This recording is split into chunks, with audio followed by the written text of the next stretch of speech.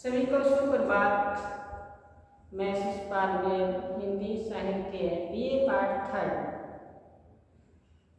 Third Hindi साहित्य आधुनिक हिंदी कविता संकलन में आज हम पढ़ने जा रहे हैं हरिवंश राय बच्चन। इनकी हमारी दो कविताएं हैं, अग्निपथ और सोन मछली, जिस पर आज हम प्रसंग व्याख्या करेंगे। व्याख्या करने से पहले इनका जीवन परिचय, काव्य परिचय के बारे में जानें। तो हरिवंश राय बच्चन का जन्म प्रयाग में हुआ था 1907 ईस्वी में। कहाँ हुआ? प्रयाग में। प्रयाग में इनका जन्म हुआ। शिक्षा है वो प्रयाग तथा कैम्ब्रिज विश्वविद्यालय से प्राप्त की और प्रयाग विश्वविद्यालय में ही अध्यापन कार्य किया। फिर आता है कुछ अर्षों तक ये आकाशवाणी से जुड़े रहे और साहित्य कार्यक्रम से संबंध रखते थे। 1953 ईस्वी में वे विदेश मंत्रालय में हिंदी विशेषज्ञ होकर दिल्ली चले गए। बच्चन की कविता के साहित्यिक महत्व के बारे में अनेक मत हो सकते हैं और वे आज भी, किंतु उनकी काव्य की जो विलक्षणा लोकप्रियता सभी स्वीकार करते हैं। वे हिंदी के सबसे लोकप्रिय कवियों में रहे हैं। देखो एक पंक्ति महत्वपूर्ण है। वे हिंदी कवियों में सबसे महत्वपूर्ण कवि रहे हैं। बच्चन ने अपनी कविता के लिए नई जमीन की तलाश की। बच्चन ने अपनी कविता के लिए नई कविता की तलाश की। 1935 से 1940 ईस्वी तक वे खिन्नता 1935 से 1940 ईस्वी के बीच व्यापक खिन्नता अवसाद के दौर के मध्य वर्ग के वे वेदनाग्रस्त मन को वाणी दी। उन्होंने सीधी सादी जीवंत भाषा और सर्वज्ञ शैली में संवेदनशीलता अभिधा के माध्यम से अपनी बात कही तो हिंदी का काव्य रसिक सहसा चौंक पड़ा। आगे ही इनकी जो काव्य रचना है, बताया है कि सामान्य नियमों से सजा संवार कर अपने हिंदी के नए गीत लिखे, जिनकी मस्ती पूरा हिंदी जगत झूमने लगा। इनका प्रथम जो संग्रह है वो 13 हार। प्रथम संग्रह कौन सा है? प्रथम इनका जो संग्रह है 13 हार। प्रथम संग्रह 13 हार संग्रह है। पर 1939 ईस्वी में प्रकाशित मधुशाला बच्चन का ऐसा काव्य यहाँ एक रॉकेट की भांति साहित्य जगत में छा गया। कौन सा? मधुशाला। 1939 में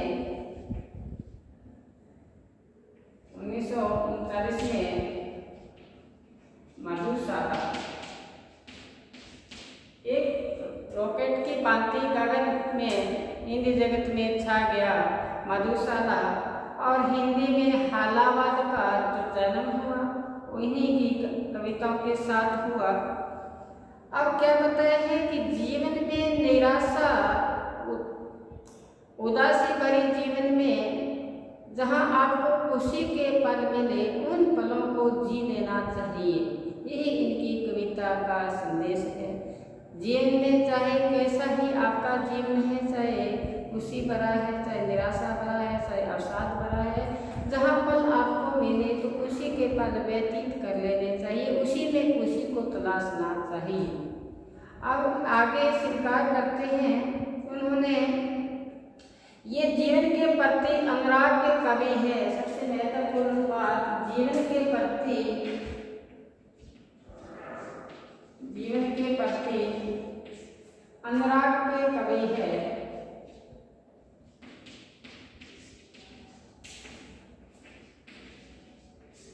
जीवन के प्रति अनुराग के कवि है, प्रेम के कवि है। इनकी कविताओं में रोमानियत और कसक है।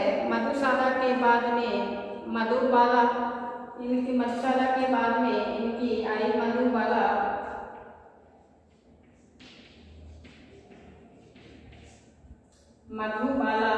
और मधुबाला काव्य के बाद में निशा निमंत्रण,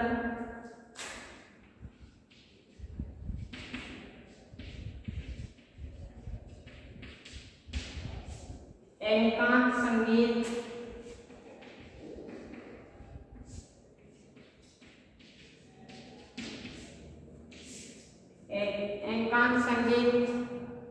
और मिलन यामिनी,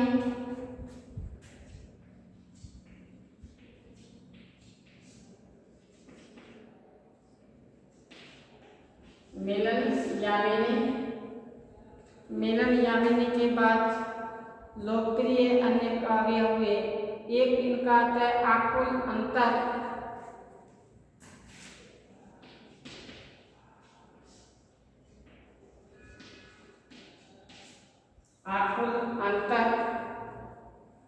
हलाहल,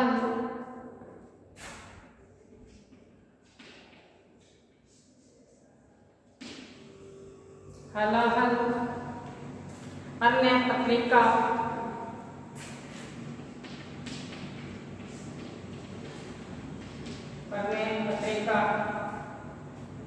और बुद्ध और नाचघर,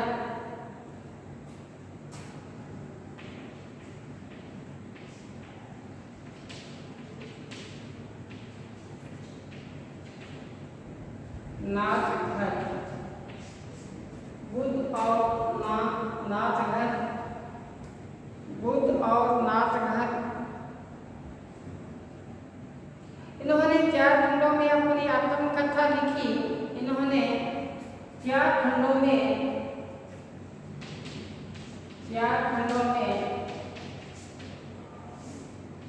आत्मकथा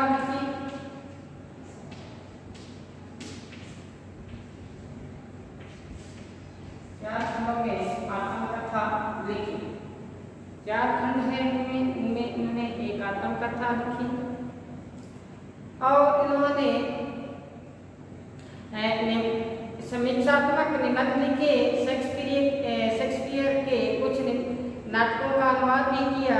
हिंदी कवि सम्मेलन परंपरा में सुदृढ़ गरिमापूर्ण जनप्रिय प्रेरक बनाने में पतंजलि की असाधारण योगदान है। तो ये हमारा इनका जीवन परिचय के बारे में जाना। 1907 ईस्वी से लेकर 2001 तक प्रयाग में इनका जन्म हुआ। शिक्षा भी इनकी प्रयाग में हुई। फिर बताया कि ये आकाशवाणी से जुड़े रहे। 1939 से 45 तक हेमता में मध्यवर्गीय है। उनको काव्य के रूप में उभारा। उन्होंने हलावत का जो जन्म हुआ उनके काव्य के अंतर्गत माना जाता है। और ये इनकी जो प्रथम रचना थी मधुशाला, जो एक ऐसा गगनभेदी रॉकेट की तरह साहित्य जगत में छा गया। फिर इन्होंने ये जो रचनाएं लिखी, ऐसा कि इन्होंने बताया कि प्रथम संग्रह 13 हार की रचना रही 1939 में मधुशाला। सबसे बड़ी बात, जीवन के प्रति अनुराग के कवि हैं। हरिवंश राय बच्चन, मधुशाला, निशा निमंत्रण, एकांत संगीत, मिलन यामिनी, आकुल अंतर, हालावाद, प्रणय पत्रिका, बुद्ध और नाचघर। इनकी 4 खंडों में इनकी जीवनी है, आत्मकथा लिखी। तो ये जीवन के प्रति अनुराग के कवि माने जाते हैं हरिवंश राय बच्चन। ये जीवन परिचय था इनका। अब चलते हैं आगे। इनकी रचना है अग्निपथ, उस पर चर्चा करते हैं। हरिवंश राय बच्चन की कविता है अग्निपथ। तो अग्निपथ में क्या बताया है देखो, अग्निपथ अग्निपथ अग्निपथ, देखो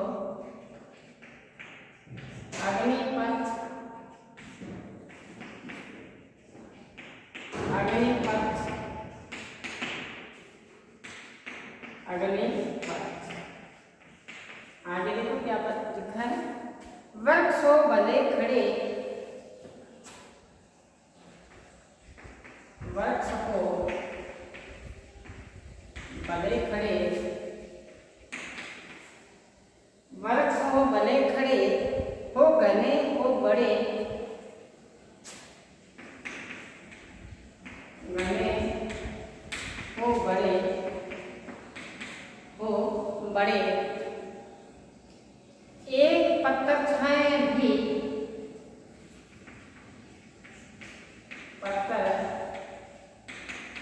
छाए भी, एक पत्थर छाए भी, मांग मत मांग मत मांग मत, मांग मत मांग मत मांग।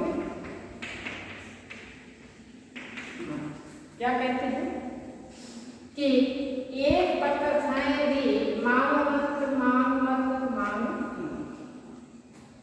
बच्चन जी बताते हैं इस कविता में, कहते हैं कि अग्निपथ कविता का ये शीर्षक है।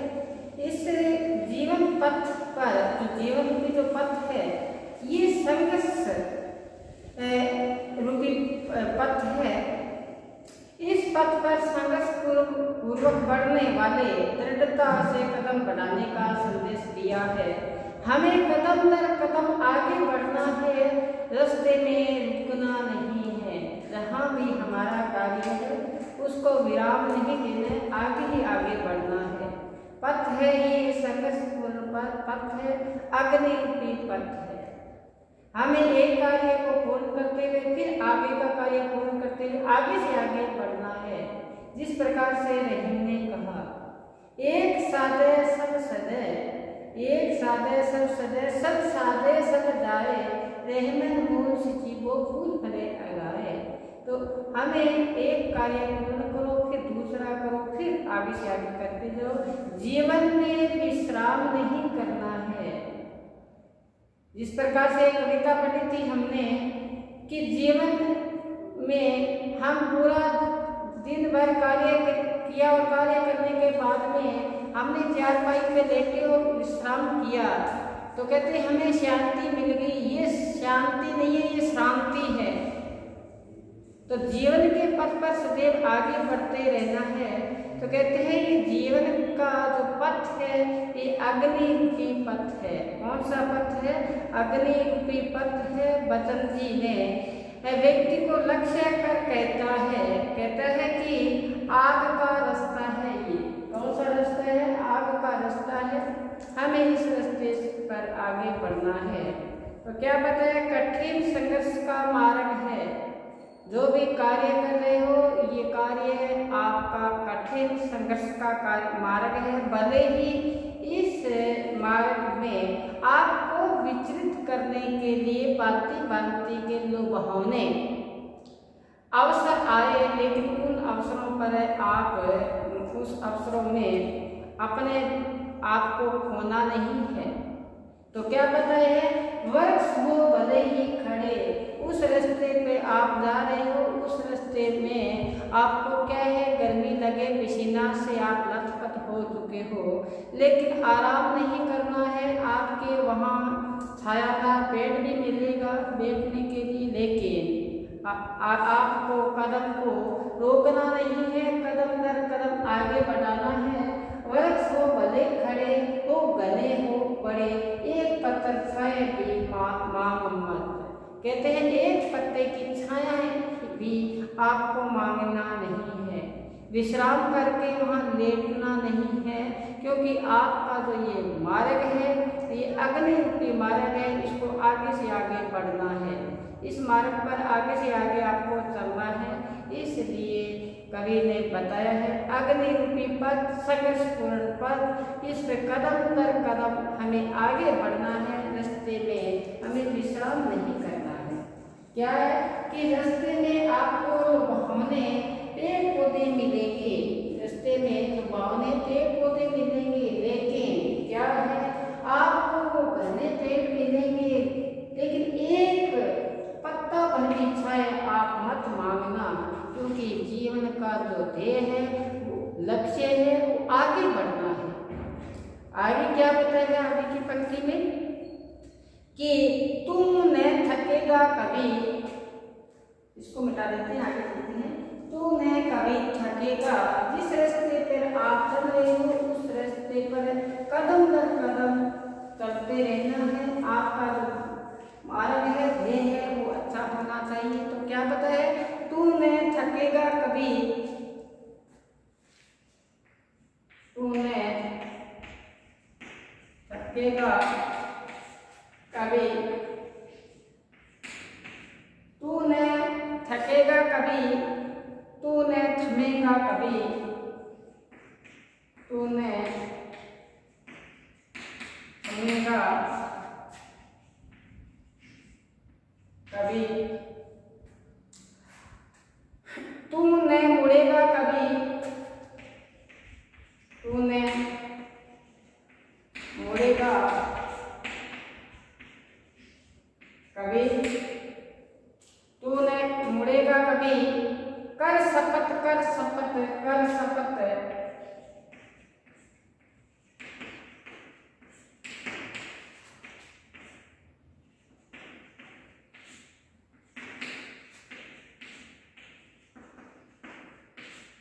कहते हैं कि तू इस बात की सौगंध खा, इस बात की, कहते हैं जिस रास्ते पे तू जा रहा है, जिस रास्ते पर आपने कदम रखा है, उस रास्ते पर कभी कहते हैं जिस हे पथिक इस मार्ग पर चलते हुए कभी थकेगा नहीं। अपने आप को कम ऊर्जावान मत समझना, अपने आप को कहते हैं कि ऊर्जावान समझना और उस रास्ते पर कदम दर कदम आगे आगे बढ़ना है। और कहते हैं तू थकेगा नहीं कभी और न तू थमेगा। अपने मार्ग में विचलित नहीं होना है। आपको अनेक बाधाएं आएगी रास्ते में, लेकिन कहते ना पूर्व चलने के बटोही बाट की पहचान कर ले की कविता आती है, वही बात यहाँ बताई है। तू थमेगा नहीं, रुकेगा नहीं, तू इस मार्ग में कभी मुड़ेगा भी नहीं। आया ना, तू न थमेगा कभी, न तू कभी मुड़ेगा। कहते हैं कि थोड़ी सी आपको बाधा आए और आपने पैर जमा लिए वापिस अपने घर की और मुंह मोड़ लिया, तो कहते हैं तू थमेगा मुड़ेगा नहीं। तो क्या कहते हैं, इस मार्ग में मुड़ेगा नहीं, निश्चित कर ले, एक शपथ के साथ सौगंध के साथ निरंतर आगे बढ़ने की सौगंध खा ले। अग्निपथ है, ये संघर्ष का पथ है, ये जो कठिन करते हुए का पथ है, तुम इस पे आगे से आगे बढ़ना है। आगे की पंक्ति में क्या बताया देखना कि यह महान दृश्य है, यह महान दृश्य है,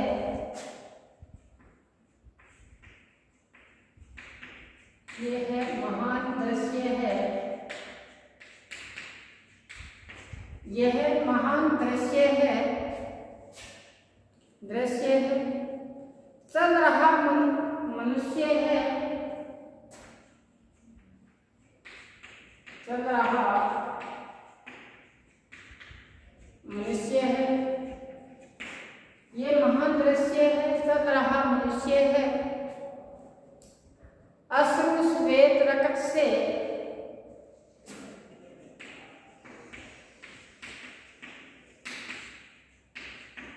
लथपथ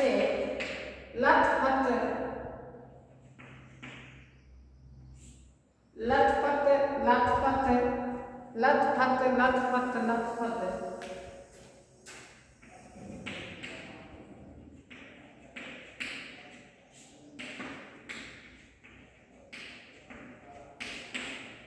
कहते हैं कि ये महान दृश्य है, चल रहा मनुष्य चल रहा मनुष्य है अश्रु स्वेद रकत से लथपथ लथपथ लथपथ अग्निपथ अग्निपथ अग्निपथ। तो कवि कहता है कि ये महान दृश्य है। कठिन संघर्ष पथ पर मनुष्य आगे बढ़ रहा है। ये जो पथ है ये महान है, आपका उद्देश्य पूर्ण ये पथ है, रास्ता है। इस दृश्य कितना ये दृश्य है, ये प्रेरणादायी दृश्य है। इस पर कहते हैं कि अक्सर व्यक्ति आंसुओं से पसीनों से और तभी जाकर इसको प्राप्त किया जा सकता है, अन्यथा नहीं। सुख या सब संसार है खावे और सोए। सुखी होकर खा पी कर सोने से कोई वस्तु प्राप्त नहीं होती। इसके लिए अश्रु बहाना पड़ता है, पसीना बहाना पड़ता है, अपने आप को पसीने से लथपथ होना पड़ता है, तब जाके हमारा जो देह है वो पूर्ण हो पाता है। तो कहते हैं अश्रु रकत कण उभर रहे हैं। ये जो मार्ग है इस मार्ग पर नियंत्रण संघर्षरत हमें आगे बढ़ना है।